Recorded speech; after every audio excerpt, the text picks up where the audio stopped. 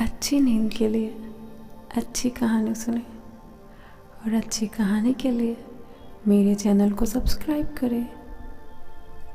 हर बार की तरह इस बार भी राजा विक्रम बैताल को पेड़ से उतारते हैं और अपनी पीठ पर लाद लेते हैं।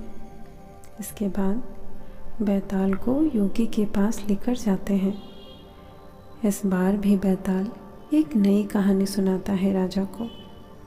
वो कहानी बताने से पहले मैं आपसे चाहूँगी कि आप मेरे चैनल को सब्सक्राइब करें ताकि इसी प्रकार की कहानी मैं आपके लिए रोज़ ला सकूं। वर्षों पहले की बात है। नेपाल के शिवपुर में एक राजा राज करता था, यशकेतु। वह बहुत साहसी और बलवान था। शादी के कई सालों के बाद उनकी पत्नी चंद्रप्रभा को एक बेटी होती है जिसका नाम दोनों ने सहमति से शशि प्रभा रखा। समय के साथ साथ शशि प्रभा बड़ी हो रही थी और उसकी सुंदरता हर जगह में लोगों को मोहित कर रही थी। एक दिन राजा अपनी पत्नी और बेटी के साथ बसंत ऋतु का उत्सव देखने के लिए जाते हैं। उसी बसंत उत्सव में एक धनी ब्राह्मण का बेटा मनस्वामी भी जाता है। मनस्वामी जैसे ही राजा की बेटी शशि प्रभा को देखता है, उसे पहली नज़र में ही प्यार हो जाता है। इसी बीच एक हाथी तेजी से राजकुमारी की ओर दौड़ाता है। शशि प्रभा घबराकर मदद के लिए आवाज़ लगाती है। तैनात सभी सैनिक भी हाथी को देखकर डरकर भाग जाते हैं। ब्राह्मण पुत्र मनस्वामी जैसे ही हाथी को राजकुमारी की ओर दौड़ते देखता है, वह दौड़कर राजकुमारी की ओर बढ़ता है और अपनी जान पर खेलकर राजकुमारी की जान बचा लेता है। यह सब देखकर राजकुमारी शशि प्रभा भी उस युवक पर मोहित हो जाती है। बसंत उत्सव के खत्म होने के बाद दोनों अपने अपने घर लौट जाते हैं। राजमहल में शशि प्रभा का बुरा हाल था।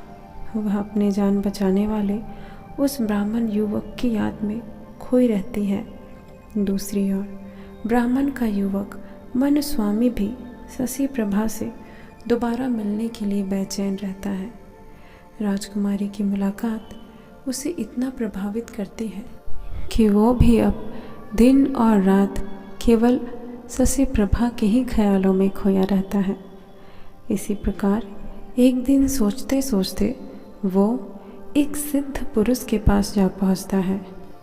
मनस्वामी ने अपने मन का सारा हाल उस सिद्ध पुरुष को बताया, जिसको सुनकर उस सिद्ध पुरुष ने सिद्धि के बल पर 2 गोली बनाई। एक गोली उसने ब्राह्मण के युवक को दिया और उसे कहा कि इस गोली को तुम अपने मुंह में रखो, और दूसरी गोली उसने स्वयं अपने मुंह में रखा, जिससे वह वृद्ध ब्राह्मण के भेष में आ गया। और जैसे ही मनस्वामी ने उस गोली को अपने मुंह में रखा, वह एक स्त्री के रूप में आ गया। फिर सिद्ध पुरुष मनस्वामी को लेकर राजमहल की ओर बढ़ा। उसने राजा से कहा, देखिए, ये मेरे बेटे की होने वाली धर्म पत्नी है। आप इसे कुछ दिनों के लिए राजमहल में रख लीजिए, क्योंकि मुझे तीर्थ यात्रा के लिए जाना है। मुझे लगता है कि ये राजमहल ही इसके लिए सबसे ज़्यादा सुरक्षित है। मैं इसे और कहीं नहीं रख सकता। राजा ने सोचा, अगर वह मना करता है तो वह सिद्ध पुरुष अवश्य उसे श्राप दे देगा। राजा ने कहा, हे ब्राह्मण, आप जाइए। आपके बेटे की होने वाली बहू हमारे यहाँ सुरक्षित रहेगी। यह मेरी बेटी के साथ उसकी सखी के रूप में रहेगी। इतना सुनने के बाद वह सिद्ध पुरुष वहाँ से निकल गया और मनस्वामी लड़की के भेष में शशि प्रभा के साथ ही रहने लगा। एक दिन बातों ही बातों में मनस्वामी ने शशि प्रभा से पूछा, आप हर समय इतना दुखी क्यों रहती हैं? आपकी आंखें हर समय किसको ढूंढती हैं राजकुमारी? इतना सुनते ही राजकुमारी ने बसंत उत्सव के दिन में हुई घटना को बताते हुए कहा, मुझे उस ब्राह्मण युवक से प्रेम हो गया है जिसने मेरी जान बचाई थी, परंतु मुझे ना उसका नाम पता है ना ही शहर। मैं हर दम उसी के बारे में सोचती हूँ कि मैं उससे कैसे मिलूँ। इतना सुनते ही मनस्वामी मन ही मन खुश हुआ और उसने राजकुमारी से कहा, सखी, मैं तुम्हें उस ब्राह्मण युवक से मिला सकती हूँ। इतना सुनते ही प्रेम में व्याकुल शशि प्रभा ने कहा, अच्छा बताओ कैसे, क्या तुम उसे जानती हो? तब मनस्वामी ने कहा, तुम जल्दी से अपनी आंखें बंद कर लो। उसने जैसे ही अपनी आंखें बंद की, ब्राह्मण युवक मनस्वामी ने अपने मुंह में रखी उस गोली को बाहर निकाल दी और वापस से लड़के के भेष में आ गया। मनस्वामी ने अब अपने लड़के की आवाज़ में शशि प्रभा को पुकारा। युवक की आवाज़ सुनकर शशि प्रभा बड़ी प्रसन्न हुई और खुशी से उसे गले लगा लिया। फिर शशि प्रभा ने पूछा, अरे मेरी सखी कहाँ गई? इतना सुनते ही मनस्वामी ने सारी बात बता दी और गोली को मुंह में दोबारा डालकर स्त्री बन गई। यह सब देखकर राजकुमारी दंग रह गई और मन ही मन बेहद खुश भी हुई। उसी समय दोनों ने एक दूसरे को मन से पति पत्नी मान लिया और राजमहल में साथ साथ रहने लगे। एक दिन मंत्री के बेटे की नज़र मनस्वामी पर पड़ी।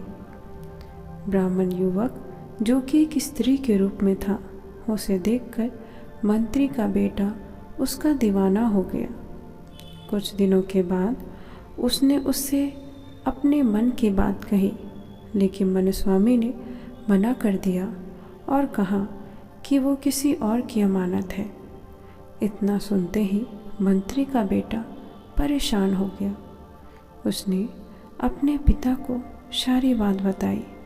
बेटे को दुखी देखकर मंत्री ने सारी बात राजा को बताई। मंत्री की बातें सुनकर मंत्री के बेटे का विवाह स्त्री रूप धारण किए मनस्वामी से कराने का फैसला ले लिया। राजा का यह फरमान सुनने के बाद मनस्वामी ने कहा, महाराज, क्या आपको पता है मेरा विवाह किसी और से होने वाला है? ऐसा करना अधर्म होगा।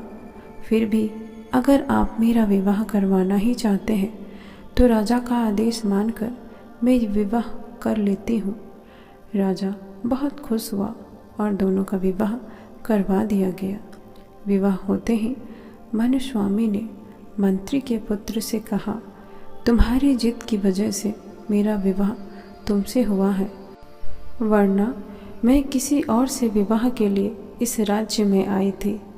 अब तुम्हें इस पाप को धोने के लिए तीर्थ यात्रा जाना होगा। इसी प्रकार कई दिन बीत गए। एक दिन सिद्ध पुरुष दोबारा ब्राह्मण के भेष में राजमहल पहुंचा और इस बार उसने अपने ही एक दोस्त को जवान का भेष धारण कराकर अपना बेटा बनाकर लाया। वह ब्राह्मण राजा से पूछता है, मेरी बहू कहाँ है? मैं उसे अपने साथ लेकर जाना चाहता हूँ और अपने बेटे से उसका विवाह करवाऊँगा। यह सुनकर राजा ने सारी कहानी उसे बता दी और सिद्ध पुरुष बहुत गुस्से में आ गया। उस सिद्ध पुरुष का गुस्सा देखते ही राजा ने उसके सांप से बचने के लिए कहा, देखिए, अब जो हो गया उसे बदला तो नहीं जा सकता। हाँ, मैं अपनी बेटी से तुम्हारे बेटे का विवाह जरूर करवा सकता हूँ। सिद्ध पुरुष राजा की बात पर सहमत भी हो गया और राजा ने सिद्ध पुरुष के दोस्त, जो उसके बेटे के रूप में महल में पहुँचा था, उससे अपनी बेटी शशि प्रभा का विवाह अग्नि को साक्षी मानकर करवा दिया। इसी बीच मनस्वामी वहाँ अपने असली भेष यानी पुरुष के भेष में पहुंचता है और शशि प्रभा को अपनी पत्नी बताता है। अब बैताल ने कहानी सुनाना बंद कर दिया और उससे पूछा, राजन, अब तुम बताओ, शशि प्रभा किसकी पत्नी, जिसे उसने अपने मन से पति स्वीकारा, वो या फिर वो जिसके साथ उसने 7 फेरे लिए? इतना सुनते ही राजा विक्रम ने कोई जवाब नहीं दिया। तब बैताल ने कहा, जवाब दो, वरना तुम्हारी गर्दन धड़ से अलग कर दूंगा। कुछ देर सोचकर राजा विक्रम ने कहा, शशि प्रभा उस लड़के की पत्नी जिससे उसने अग्नि को साक्षी मानकर शादी किया। मनुस्वामी घर में भेष बदल कर रह रहा था और चोरी से शशि प्रभा से भी मिलता था। इस आधार से उन दोनों के बीच कोई रिश्ता नहीं था। इतना सुनते ही बैताल ने कहा, तुमने बिल्कुल सही जवाब दिया। अब तुमने सही जवाब दे ही दिया है तो मैं फिर से उड़ चला राजन।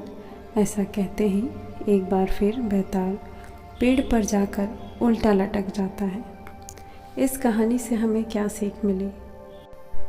छल और कपट से किया गया प्रयास हमेशा ही असफलता का कारण बनता है। अगर आपको ये कहानी अच्छी लगी तो मेरे चैनल को ज़रूर सब्सक्राइब करें और वीडियो को लाइक करना ना भूलें।